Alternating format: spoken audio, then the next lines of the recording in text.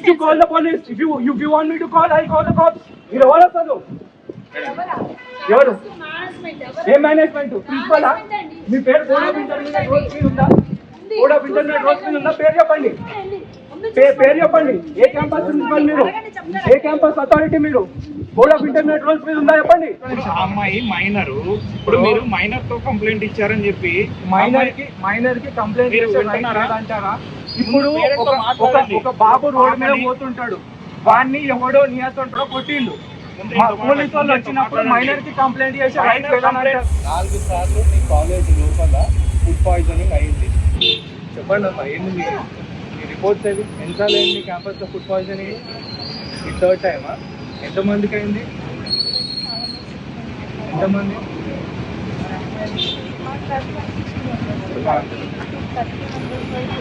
30 members వరకు.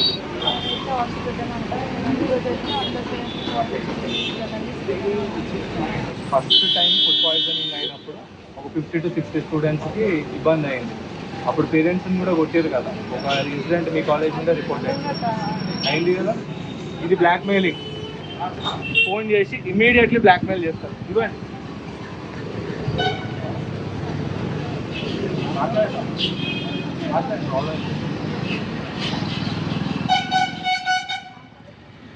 Hello, చూడండి, ఈ క్యాంపస్ నుండి మాకు దగ్గర 3 సార్లు ఫుడ్ పాయిజనింగ్ అయిన కంప్లీట్ వచ్చింది.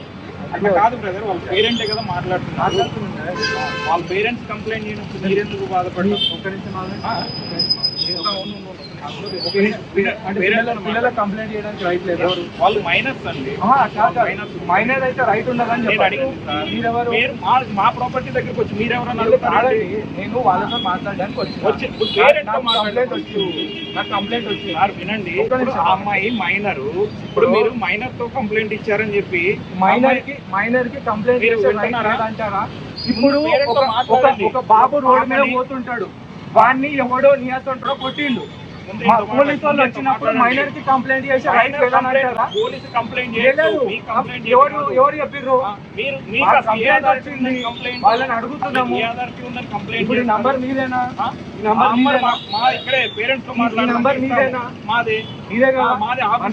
మరి నాకు ఈ నంబర్ నుండి కాల్ వచ్చింది. అదే అంటున్నది ఆఫీస్ రావడం తప్పంటే మనకు తెలియదు కదా. పేరెంట్ వాళ్ళకి ఇబ్బంది లేదైతే ఫోన్లు చేయరు కదా.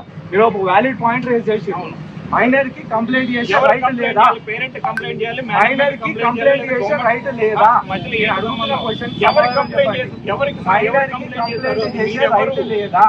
ఎవరు మీకు ఏ రిలేషన్ ఉందని కంప్లైంట్ చేసింది? అసలు మీకు ఫోన్ చేసింది కరెక్టే. అసలు మీరు ఇక్కడికి ఎందుకు వచ్చారు? పాపని క్యాంపస్ కి తీసుకోవచ్చా? అంటున్నా నేను క్యాంపస్ పోతా, ప్రతి ఒక్క స్టూడెంట్ తో నేను మాట్లాడుతున్నాను. మీరు క్యాంపస్ కి చెప్పండి. ఇక్కడే ఉన్నారు. అవునండి, మాట్లాడడం తప్ప. అమ్మాయికి మీకు ఏం రిలేషన్ ఉందండి? ఏదన్నా ఉండొచ్చు. ఎట్లా ఉంటది? నేను అడుగుతున్నా, మీకు అథారిటీ ఉందనుకోండి. ఖచ్చితంగా ఉంది. President of political party. కాదు కదా అంటున్నా. మిమ్మల్ని ఎవరు అడిగారండి? మిమ్మల్ని ఏమన్నా అడిగినామా? మిమ్మల్ని ఏమన్నా ఇబ్బంది పెట్టినామా? అమ్మాయితోనే కదా మాట్లాడేది. మన పర్మిషన్స్ ముందు మాట్లాడించొద్దు. మనకి అమ్మాయి పోతుంది, అమ్మాయితో పాటు వెళ్తాం మేము కూడా. చెప్పింది నీకెందుకు ఈ ఫోన్ ఎవరిది? పేరెంట్ది.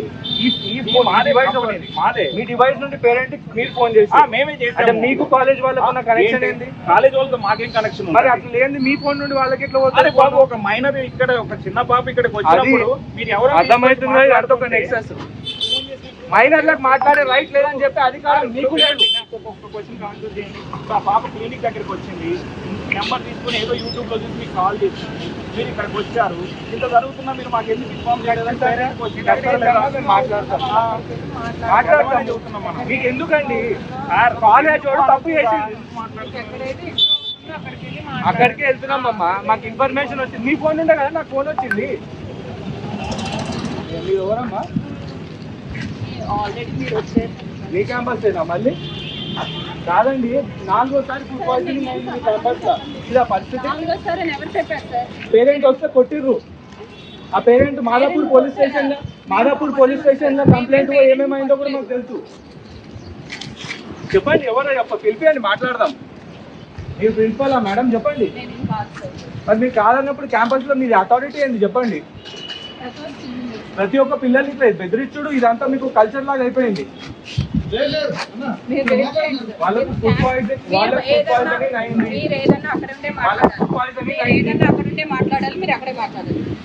చూడండి వాళ్ళకు ఫుడ్ పాయిజనింగ్ అవ్వడం 4వ సారి. నా దగ్గర క్లియర్ ఎవిడెన్స్ కూడా ఉంది నా దగ్గర. 4th టైం ఒక పేరెంట్ వచ్చి మిమ్మల్ని ఇలాగే నిలదీసినందుకు అతన్ని కొడితే మాదాపూర్ స్టేషన్ లో కంప్లైంట్ వరకు వెళ్ళింది. ఇవన్నీ తెలియదు అనుకుంటున్నారా మాకు? మా అమ్మాయి కండిషన్ చూడండి, చేతికి సెలైన్ ఎక్కించుకొని పోతుంది. ఎన్ని రోజులు చేస్తారమ్మా ఈ రౌడీజము? చెప్పండి మేడం, మీ టార్గెట్ ఏంటి చెప్పండి. 100నా? ఎంతమంది పిల్లల్ని చంపుదాం అనుకుంటారు? ఒక్కొక్కసారి 20 మంది, 30 మంది, 40 మంది 3-4 సందర్భాలలో అయిన ఫుడ్ పాయిజనింగ్లు. ఒక్కసారి కూడా మీకు ఫుడ్ కరెక్ట్ గా పెట్టాలని లేదా మీకు? ఇప్పుడు స్టూడెంట్స్ టార్గెట్ చేస్తారేమో నెక్స్ట్. ఎందుకు చేయరండి? మరి ఫుడ్ పాయిజనింగ్ అయిన దానికి ఎందుకు ఇలా భయపడుతుంది? డెమోక్రసీలో స్టూడెంట్ కి మాట్లాడారా రైట్ లేదా? మరి స్టూడెంట్స్ వచ్చి మాట్లాడితే మీకు ఎందుకంత భయం వేస్తుంది? నేను చెప్తున్నాను కదా, మీ కాలేజ్ లో 4వ సారి ఫుడ్ పాయిజనింగ్ అయింది. 4th time.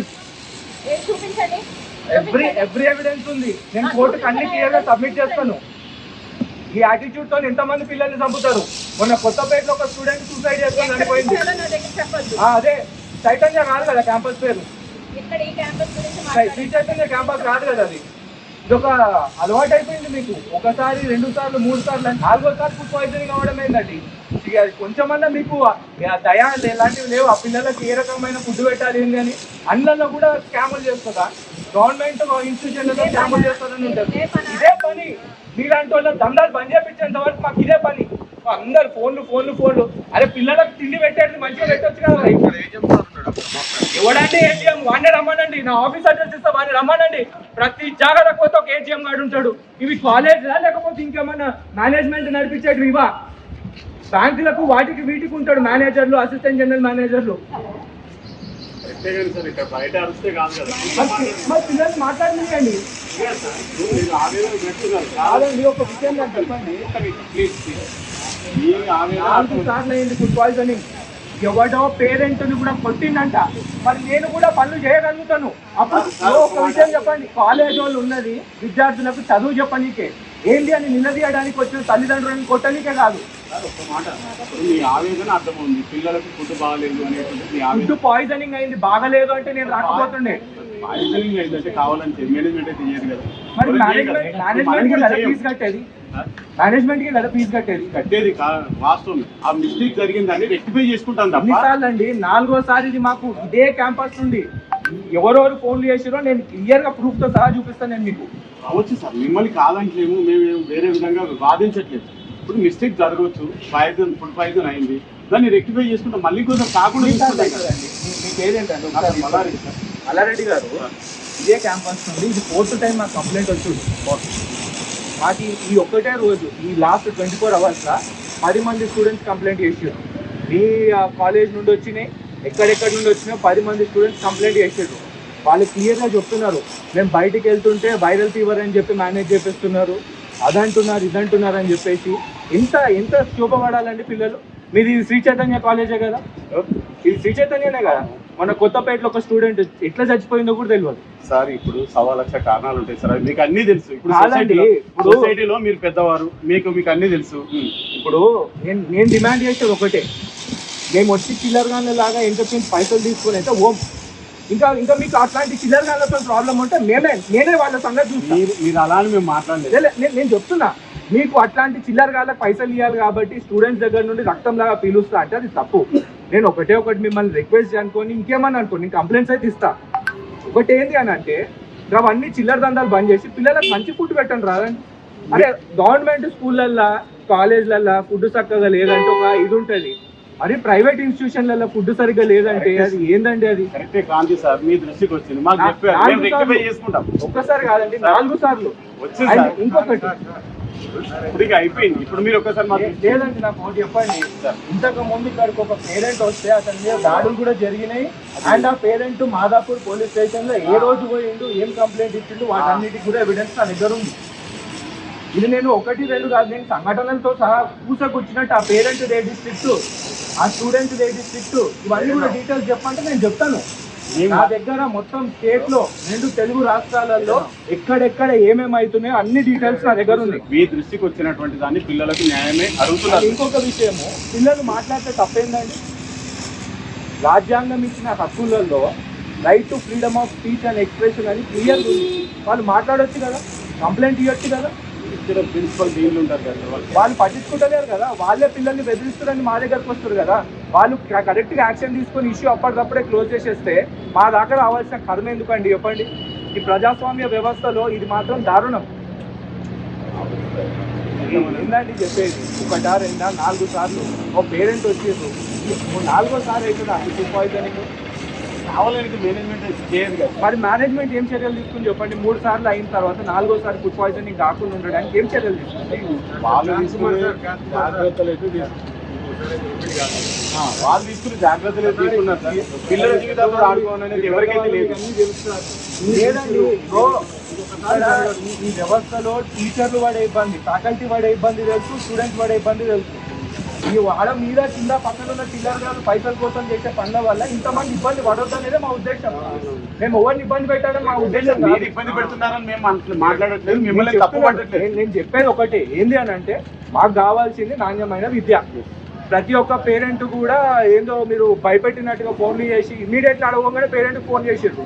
ఆ పేరెంట్తో మాట్లాడుతుంటే ఆయన ఎవరో వచ్చిర్రు, ఆయన వచ్చి ఫోన్ తీసుకున్నాడు. నేను అరే పిల్లలకు కూడా కంప్లైంట్ చేసే హక్కు ఉంటుంది. ప్రజాస్వామ్యం అన్నప్పుడు ఆడ చైల్డ్ టోల్ ఫ్రీ నంబర్లు ఉంటాయి. ఇప్పుడు ప్రతి కాలేజ్ మీద డ్రైవ్ చేస్తాం, ప్రతి ఒక్కరు కూడా డైరెక్ట్గా ఆ టోల్ ఫ్రీ నంబర్కి ఫోన్ చేసే విధంగా రాజ్యాంగము మనకున్న కాన్స్టిట్యూషనల్ మెకానిజం ఇచ్చిన రైట్ అది. మీరు కాదంటే సార్, మీతో ఏకీభవిస్తున్నాం కాదని, కాకపోతే మీరు అది చెప్తున్నారు. ఇప్పుడు ఇప్పుడు మీ మేనేజ్మెంట్ అంటున్నారు అన్నీ ఓకేనండి. ఈరోజు కంప్లైంట్ వచ్చింది, నేను వచ్చిన. ఇప్పుడు ఈ నీ వ్యవస్థలే, నారాయణ చైతన్య అన్ని నీ వ్యవస్థలే. ఒక చోటనేమో వారం రోజులకు జాయిన్ అయిన పిల్లగాడు శవమై తల్లికి దొరుకుతాడు. ఇంకో చోటనేమో ఎట్లా చచ్చిపోయిందో తెలియదు, ఉరి అంటారు, ఆ ఉరి తాడు చూపియారు, చున్నీ కూడా వేసుకుందంటారు, ఆ చున్నీ చూపియారు.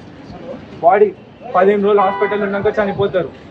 ఇప్పుడు ఇక్కడ 30 మంది, 20 మంది, 40 మంది ఇంత స్కేల్లో ఫుడ్ పాయిజనింగ్ అవుతుంటే ఏం చేయమంటారు చెప్పండి? వాస్తవం సార్, అది మాకే కదా ఇబ్బందికరం. మీకెందుకు అండి? స్టూడెంట్స్కి ఇబ్బంది అవుతుంది. ఇప్పుడు ఆర్గనైజేషన్ మాది ఉందనుకోండి, మాదంటే జరుగుతుంది, మాకు ఇబ్బంది, స్టూడెంట్స్కి ఇబ్బంది, పేరెంట్స్కి. ఇప్పుడు నేను ఇక్కడ మారాల్సిన విధం నేను చెప్తున్నా. ఒక స్టూడెంట్ చచ్చిపోయిండు, ఆ కాలేజ్ వానికి సిగ్గు లేకుండా మా మీద దాడికి వచ్చిండు. అదే పని మేము చేయగలుగుతాం, కానీ ప్రజాస్వామ్యబద్ధంగా ఒక న్యాయవాద వృత్తిలో ఉన్నాం కాబట్టి ఆ పని నేను చేయలేను. 2 నిమిషాలు పట్టాలి నాకు ఆ పని చేయనీకి. ఇది ఒక స్టూడెంట్ చచ్చిపోయిండు అని అంటే ఏం చేయాలి? అరే మన తోటి విద్యార్థి చచ్చిపోయిండ్రా అని చెప్పి ఒక కండోలెన్స్ మీటింగ్ పెట్టాలి. కానీ మొత్తం ఎక్కడిదక్కడ గాయబ్ చేసేసి చేతులు దులుచుకొని వానికి మాకు సంబంధం లేదనే వ్యవస్థల విద్యార్థులు ర్యాంకులు కొట్టేం లాభం? నేను కూడా ఒక NIT గ్రాడ్యుయేట్నే, నేను కూడా ఒక పెద్ద ప్రీమియర్ ఇన్స్టిట్యూట్లోనే లా చదివినాను. నేను మాట్లాడేది ఏంటి అని అంటే వెరీ క్లియర్గా మాట్లాడుతున్నాను. ఇక్కడ 4th టైం జరిగింది తప్పు, మరి దీనికి బాధ్యత ఎవరు తీసుకుంటారు? మా మేనేజ్మెంట్ తీసుకుంటాం, మేము తీసుకుంటాం సార్. మరి ఇంకోసారి కాకుండా 100% మీకు అష్యూరెన్స్ ఇస్తాం. మాకు అష్యూరెన్స్ కాదు, మా పిల్లలు మేము కాపాడుకుంటాం సార్. వాళ్ళకి మంచి మీ పిల్లలు అనేది మీ మాటల్లో ఉంటుంది కానీ చాటల్లో ఉండట్లేదండి. అది ప్రాబ్లం.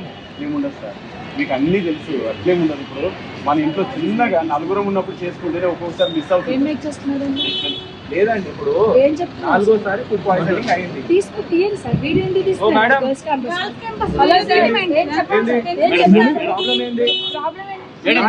ఫుడ్ పాయిజనింగ్ అయింది. 4వసారి ఫుడ్ పాయిజనింగ్ అయింది మీ క్యాంపస్ లోనే. నా దగ్గర ఎవిడెన్స్ అన్ని క్లియర్ ఉన్నాయి, అన్ని clear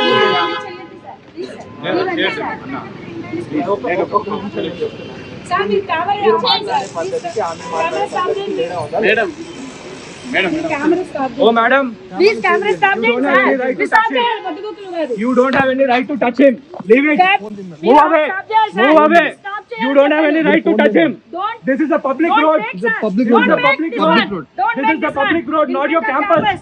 This is a public road, not your campus. In front of girls, why you If you have any issue, call the police. If you want me to call, I'll call the cops. This is a public road. అదే ఎట్లా black చేసి ఏంటి ఇవన్నీ నేను కూడా అడుగుతా. ఎవరండి black చేసిన ఎవరండి? ఏం మాట్లాడుతున్నారు? పద్ధతిగా పెద్ద మనిషి మాట్లాడుతున్నప్పుడు మీరు ఎవరు అసలు? ఎవరు? ఏ మేనేజ్మెంట్? ప్రిన్సిపలా? మీ పేరు బోర్డ్ ఆఫ్ ఇంటర్మీడియట్ రోడ్స్ మీద ఉందా? బోర్డ్ ఆఫ్ ఇంటర్మీడియట్ రోడ్స్ మీద ఉందా? పేరు చెప్పండి. పేరు చెప్పండి. ఏ క్యాంపస్ ప్రిన్సిపల్ మీరు?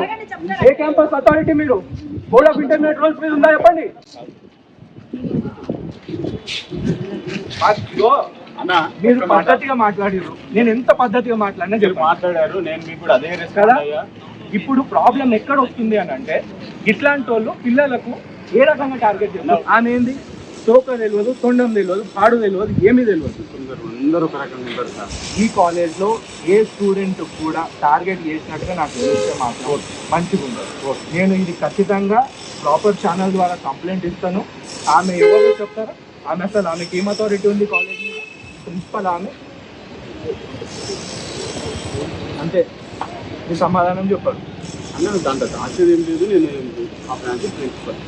ఆ బ్రాంచ్ కానీ ఈ బ్రాంచ్ కాదు కదా. ఒకటే కదా ఇది అసలు ఏందో ఈ రోడ్డు ఆడ బ్లాక్ చేసుడు ఏంటి? ఇవే ఉన్నాయి కదా 4-5 కాలేజ్. ఇది మొన్నేని అన్న, అంతకుముందు లేదు, ఇది ఒకటే ఉంది. కన్స్ట్రక్షన్ అవుతున్న సైట్లలో కూడా మీరు పిల్లలకు పాఠాలు చెప్తున్నారు. నాకు తెలియదా ఇవన్నీ? నేను రాలేనా? ఆవిడ ఏదైతే మాట్లాడిన పద్ధతి ఉందో అది చాలా తప్పు. ఒకరి మీద చేయి పెట్టి ఆ రకంగా ఫోన్ గుంజుకునే పరిస్థితి అనేది తప్పు. మళ్ళీసారి నాకు ఈ క్యాంపస్ నుండి ఫుడ్ పాయిజనింగ్ అని కంప్లైంట్ రావాలన్నా 4 సార్లు అయింది. 100% ఇది 4సారి. నేను దీన్ని ప్రాపర్గా దీని మీద ఎంక్వైరీ ఇనిషియేట్ చేయమని చెప్పేసి ప్రాపర్ అథారిటీస్కి కంప్లైంట్ కూడా ఇస్తాను.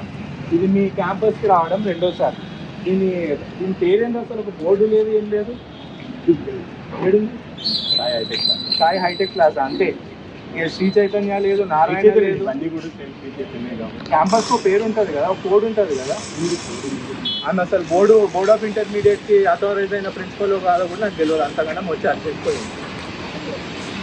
మాకు కావాల్సింది పిల్లలు మంచిగా చదువుకోవడం, మంచిగా బాగుపడడం. ఫస్ట్ మీ ఊళ్ళకు స్టూడెంట్స్ ప్రాబ్లం ఒకటి, రెండోది పద్ధతిగా మాట్లాడడం నేర్పియండి. లేడీస్ ఉన్నంత మాత్రాన ఎవరి మీద పడితే వాళ్ళ మీదకి పోయి ఇక కెమెరాలు గుంజుకుంటా అంటే ఇంకో 100 మంది లేడీస్ని నేను నిలబెడతా. వాళ్ళు కూడా ఇట్లా బిహేవ్ చేస్తారో చూస్తారా?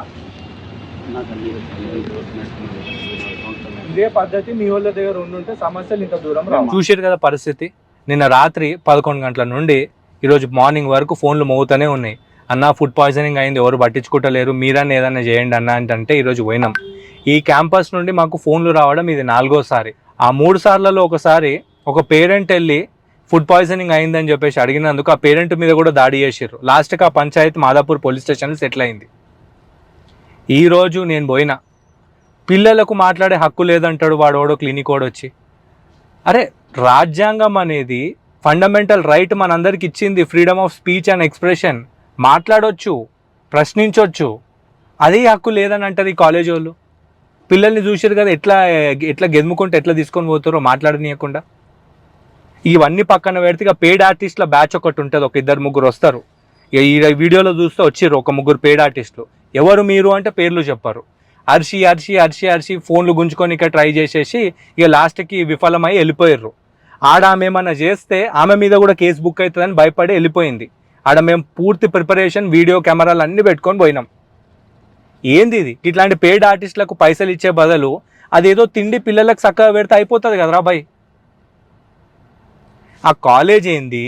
దాని మీద ఒక బోర్డు లేదు, పర్మిషన్ ఉందా అంటే ఏం లేదు. 4 సార్లు ఫుడ్ పాయిజనింగ్ అయిందంటే తప్పైపోయింది అంటున్నారు. ఏంది? రేవంత్ రెడ్డి గారు ఫుల్ టైం ఎడ్యుకేషన్ మినిస్టర్ కదా మీరు. ఫారెన్లో చేసిన ఇన్వెస్ట్మెంట్లు చాలండి, కొంచెం ఇండియాలో స్టూడెంట్స్ని పట్టించుకోండి. చచ్చిపోతున్నారు. పేరెంట్స్ పరిస్థితి ఏమో 2 లక్షలు 3 లక్షలు ఫీజు ముందే గుంజుకున్నారు. సార్ ఏం చేయాలో మాకు అర్థమైతలేదు, మా పిల్లలది పరిస్థితి ఇట్లుంది అని చెప్పి కంప్లైంట్ల మీద కంప్లైంట్లు ఇచ్చినాం, కానీ ఏమీ అయితలేదు. మేమేం కావాలి? పేరెంట్స్ అందరినీ కూడా నేను రిక్వెస్ట్ చేస్తున్నా, పైసలు పోతే పోనీయండి, నిలదీయండి, గట్టిగా అడగండి. అరే మన పిల్లల జీవితాల కంటే ఎక్కువ కాదండి, ఇన్ని పైసలు పెడుతున్నాము, అడగొద్దా? లాస్ట్కి ఐఐటీలలో ఎన్ఐటీలలో అన్నిట్లలో సీట్లు కొట్టి ఏం చేస్తారు చెప్పండి? అన్నీ ఒకటే ఒక దాని గురించి. ఈ 5 ఏళ్ళు నోట్లకు ఓనికే. అట్లాంటి జాగాలో కూడా ఈ కాలేజ్ వాళ్ళు ఇంత గలీజ్గా వ్యవహరిస్తుంటే ఇక దేశం ఏం బాగుపడుతుంది?